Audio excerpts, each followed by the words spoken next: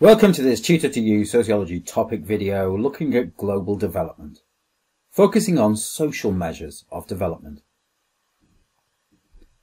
So far in this series we've looked at how nations are often categorized based upon economic measures of development, but these are not the only measure of the state of a nation.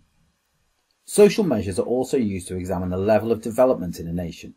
These are non-economic measures that focus upon the experiences of individuals living within that nation.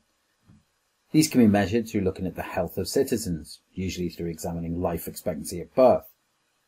They also take into account the level of education of individuals, either through examining the access to schooling, the average or mean number of years individuals spend in school, or rates of literacy.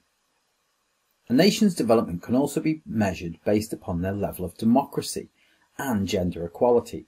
And in this video, we're going to focus on some of these measures and evaluate the impact they have on development policy.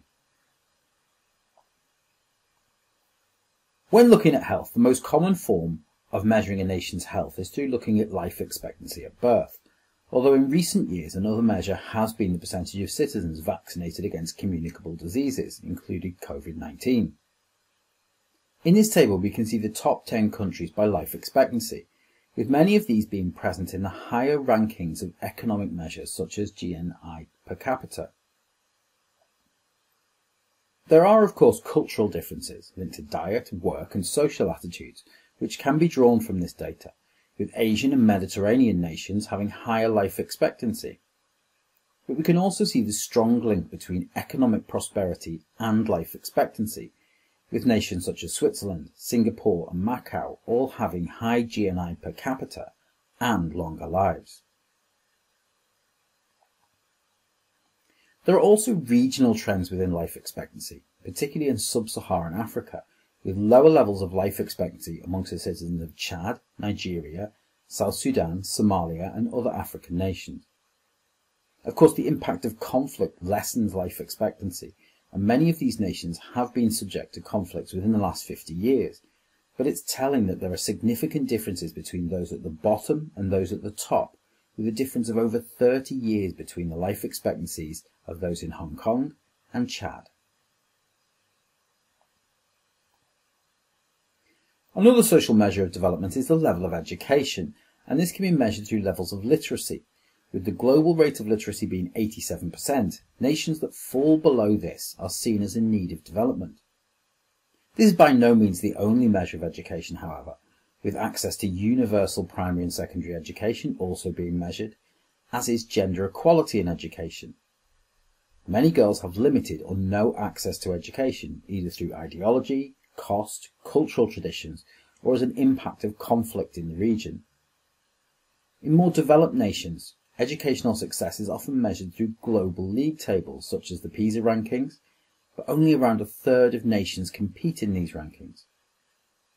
University admissions are another source of measuring development in the developed world, with universities being ranked globally in recent years.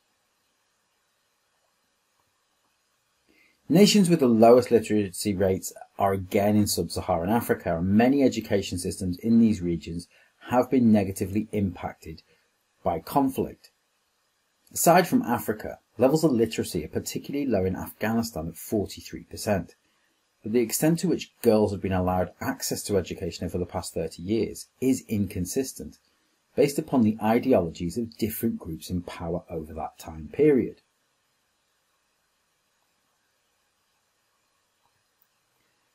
A further social measure is that of the level of democracy. Now, this is measured by the Democracy Index, which is monitored by the Economist Intelligence Unit, and this examines the electoral processes, rates of political participation and civil liberties in nations.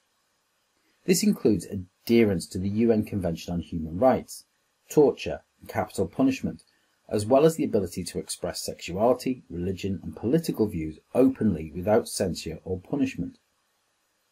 Nations are ranked based upon these, with authoritarian regimes having the least democratic involvement, and these are usually based in Eastern Europe, for example Russia, the Middle East and Africa.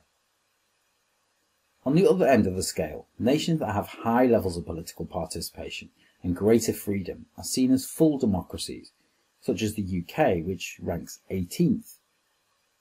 Flawed democracies are usually states that operate free and fair elections, but limit the civil liberties of their citizens.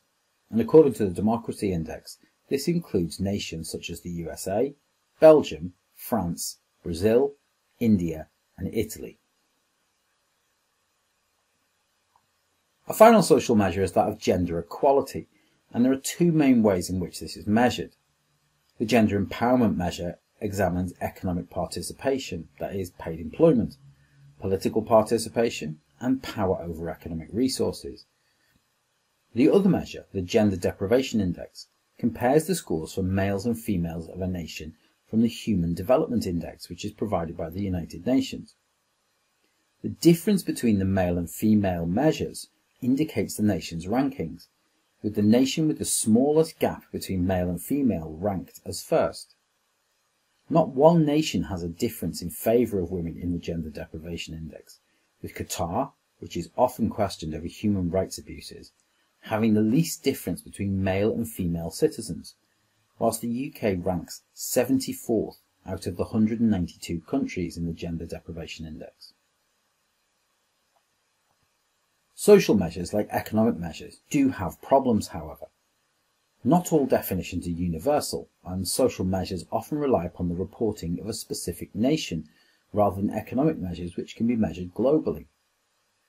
In many areas, there is incomplete information on levels of education or even birth and death rates, which in the UK are legally required to be registered, but in other areas are not. Social measures of development often take far longer to measure, and in many cases where conflict is involved, records may not be available or contain anomalous data during the period of conflict. This causes problems for those analysing the data. That concludes this Tutor to You Sociology topic video on global development, looking at social measures of development. Thanks for watching.